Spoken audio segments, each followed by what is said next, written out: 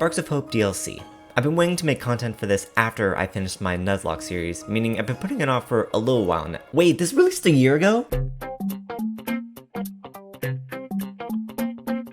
I'm taking my first dive into this extra content to see if it's as incredible as the main story, starting today with the Tower of Doom. The Tower of Doom! I can't. Oh my gosh. The first of 3 extra DLC modes, the Tower of Doom whisks you to a mysterious tower with a few familiar friends. Spawny's back! Spawny's back! You start with 4 randomly selected heroes and sparks, and fight a continuous series of battles, 1 per floor, up to floor 10. You carry over any damage you take in previous battles, so to help you out, you can purchase items in between, along with a couple of new RNG items. We have access to all the items in the game. That's actually really cool. What are these? No, the RNG is going crazy here. Yeah, I stay away from those. They look like a recipe for disaster. When you talk to Madame Bostrella, you see your battle options for the level. They have varying difficulties, typically in line with your current level, where more difficult battles reap more rewards like skill orbs for your skill trees and star bits for your sparks. You can even unlock more sparks and heroes. If you beat the tower, you earn a cool weapon skin, and you get to do it again at a harder difficulty. 100%ing it is just beating it at all 9 difficulties, with other conditions that you can definitely finish along the way. In all, this appears to be a solid roguelike, or roguelite? I don't know the difference. Let me know in the comments, please. The problem is, that is it. You fight, unlock, upgrade, and then rinse and repeat. There's no variety except for the enemies you face and the win condition for each battle. The battles themselves are pretty simplified. You have the typical conditions like survive for 5 turns or destroy a dozen dark missiles, but there aren't any new or unique boss fights. The giant enemies make a return, yes, but it's nothing like the fights against Midnight or Daphne in the main game. Likewise, the battlefields themselves are smaller. There's no noticeably new layouts. Many appear to be copied from a battle in the main game, and the boss fights here get a Madame Bostrella design, but that's about it. Oh, and the battles themselves can have issues. Let's go for the better prize here. What could go wrong?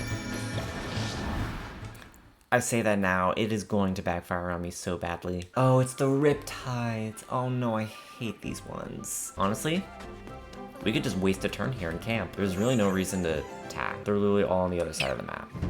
We waste their time.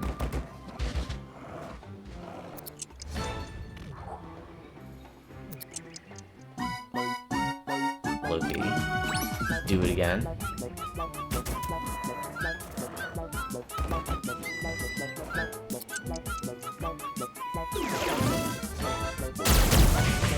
Okay, portal gone. Camp again.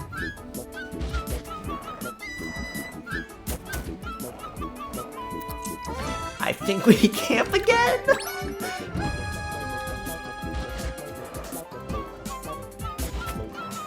This is so funny. I am winning by doing absolutely nothing, and it is the funniest thing ever.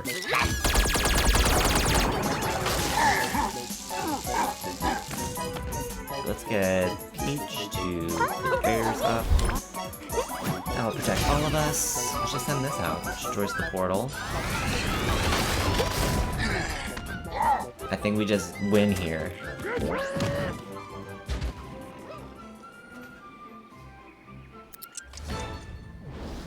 That was comically like the easiest thing ever. Okay, as funny as this is, a survival condition would be expected to have a lot more enemies, or at least not take them half the battle to reach you. That's a bit of a problem. Furthermore, it really doesn't take that long to beat. The classic mode, which is technically the main part of the game, only took me 2 hours to beat, and judging by the other levels, each of the 8 remaining difficulties would likely cap at like 4 or 5 hours. While that may sound good, lasting up to 40 hours, that's 40 hours of doing the same thing. It gets boring. In fact, the reason I'm doing a video essay format for this is that I couldn't find anything interesting to say after a few floors when I was playing. The in-game commentary was just not enough to make the footage interesting. Also, minor side note, I kinda hated the coin blitz after every single level. Like, just make them part of the reward for the battle. Please don't draw this out. Honestly, you actually don't even need the items all that much. I did my run item list, which just made the coin blitzes all the more annoying to sit through because the coins are just rendered useless. And that's all there is to the mode. There's not much else to discuss. Because what it comes down to is the Tower of Doom takes the core of the game and it removes all the fluff.